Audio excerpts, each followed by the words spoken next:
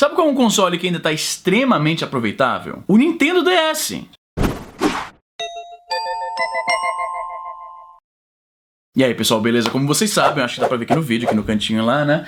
Eu coleciono portáteis, eu tenho todos os Game Boys, eu consegui recentemente, eu não falei isso no vídeo ainda, eu consegui finalmente o Game Boy Light, que é um modelo super exclusivo, só saiu no Japão. Peraí, deixa eu mostrar aqui pra vocês. Esse aqui no caso, ó lá, ele é equivalente a um Game Boy Pocket em relação ao tamanho e tal, só que como você liga a chavinha aqui, ó, deixa eu ver se dá pra ver legal, aqui ó.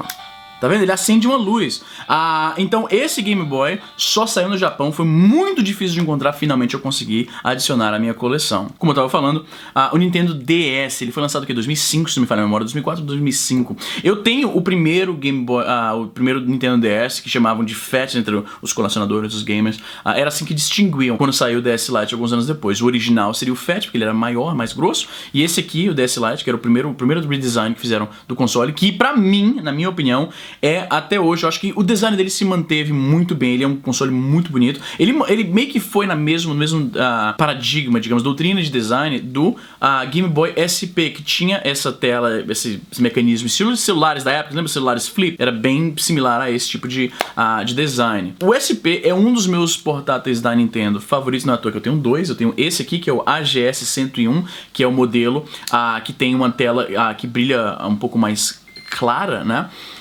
O AGS 001, eu tive acho que 3 desse ao todo. Eu tenho aqui na minha prateleira. Mas enfim, Nintendo DS. Eu passei muito tempo meio que negligenciando o meu Nintendo DS. Como vocês sabem, eu já falei isso em vários vídeos, eu sou muito fã do PSP por causa da versatilidade. Quando você tem um PSP desbloqueado, você pode jogar jogos de Game Boy Color, Game Boy Advance, Master System, que mais? Mega Drive. Você pode jogar basicamente tudo abaixo do Nintendo 64, até incluindo o Nintendo 64, embora existam alguns problemas de performance. Mas por causa disso, você pode jogar jogos de PS1, jogos do próprio PSP. O PSP, ele é talvez o portátil que tem a biblioteca, cara, até jogo de PC você pode jogar, jogos de adventure point and click da LucasArts, por exemplo, Full Throttle, The Digger. Eu joguei esses jogos, eu diria, mais no PSP do que no computador, pra você ter uma ideia. Então por isso eu sinto que eu meio que menosprezei o DS por muito tempo. Não que eu não gostava, que eu achava o PSP muito superior, nem nada do tipo. Simplesmente o PSP capturava mais a minha atenção por causa dessa versatilidade, por causa de você poder jogar tantos jogos.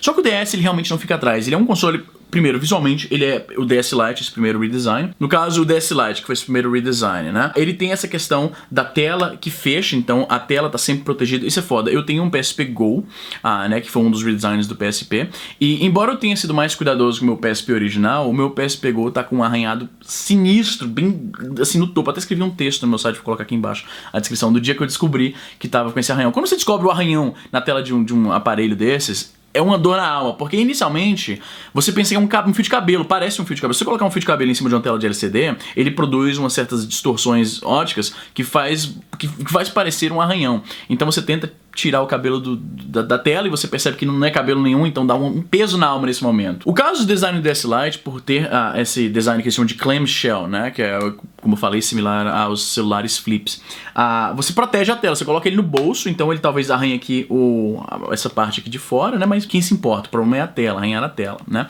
Então você tem uma tela em cima, uma tela embaixo, mesmo tamanho, mesma resolução, tela embaixo sensível ao toque, tem uma stylus, a famosa canetinha aqui do lado para jogos que utilizam o sensor de toque. No começo do DS, eles lançaram muitos jogos que eram feitos bem naquelas, com vários gimmicks que os gringos chamam, né? Que eram elementos de gameplay que realmente eram bastante desnecessários só pra usar a tela de toque. A maioria dos jogos que eu jogo no DS, agora que eu paro pra pensar, praticamente não usam a tela de toque. Muito similar com o meu 3DS, que acho que não tem nenhum jogo do 3DS que eu jogo com o 3D ligado, porque me dá um pouco de dor de cabeça, você tem que segurar ele naquela posição certinha, se você virar ele um pouquinho, o efeito se perde, você começa a ver tudo dobrado.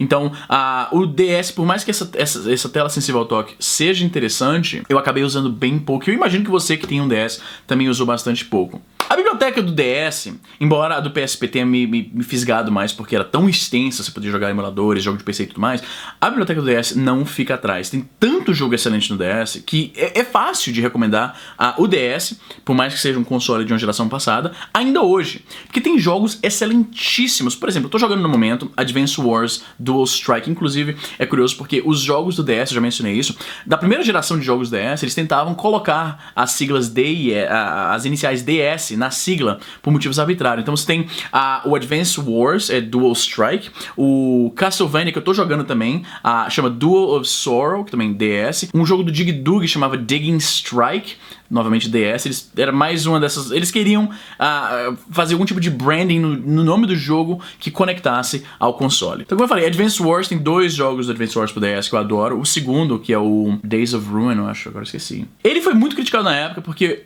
rolou uma mudança de tom tão brusca. O primeiro, os Advance Wars anteriores, eles eram mais cartunescos, eram mais, né? E o Days of Ruin, ele é mais sério, o jogo se passa depois de uma calamidade mundial que torna todo mundo... Fica um negócio meio Mad Max, então os fãs da série acharam muito estranha essa mudança brusca de temática, de tom, da tonalidade, a narrativa da série. Eu ainda acho o jogo sensacional, o gameplay é o mesmo que você conhece de Advance Wars. Você tem os jogos de Pokémon pra DS, que isso sozinho já justifica a compra de um console como o Nintendo DS. Você poder jogar Pokémon.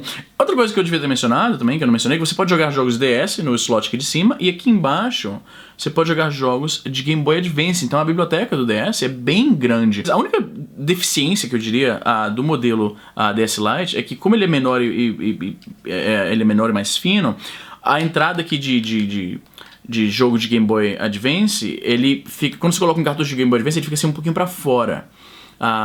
Porque ele é menor e tal. Então isso, visualmente, esteticamente falando, é meio caído, eu não gosto. Por isso eu evito jogar jogos de Game Boy no DS, por mais que a tela do DS seja superior a todas as telas de todos os Game Boys Advance.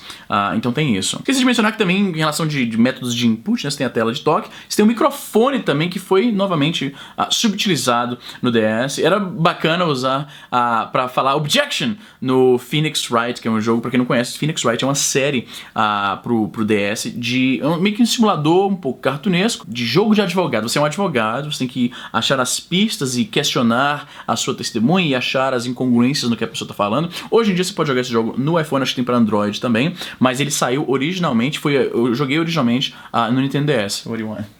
Oh, time to say bye. Oh, you're going now? Yeah. Give me a kiss then. O Nintendo DS foi um clássico por muitos anos. Ele foi basicamente uma licença de imprimir dinheiro pra Nintendo. Ele tinha um hardware inferior, tecnicamente falando, à capacidade do PSP. Os jogos do PSP são muito mais bonitos, visualmente falando. Mas a questão das telas, mas a questão das telas duplas, a tela de toque sensível aqui, o microfone, a canetinha, os jogos da propriedade intelectual da Nintendo, as capacidades online, que foi a primeira vez que um console portátil podia jogar online com outras pessoas através da internet. Pokémon, Mario, Zelda, cara, o DS foi foda pra caralho. Foi foda pra caralho. Por isso que eu tô reaproveitando meu DS. Ficou muitos anos ali naquela prateleira onde eu coloco meus Game Boys, meus portáteis. E ele ficou um pouco esquecido lá enquanto eu curtia o PSP e tal. Mas eu tô redescobrindo a biblioteca do DS. E cara, tem tanto jogo sensacional. Então, o Nintendo DS, o console tem mais de 10 anos já, mano.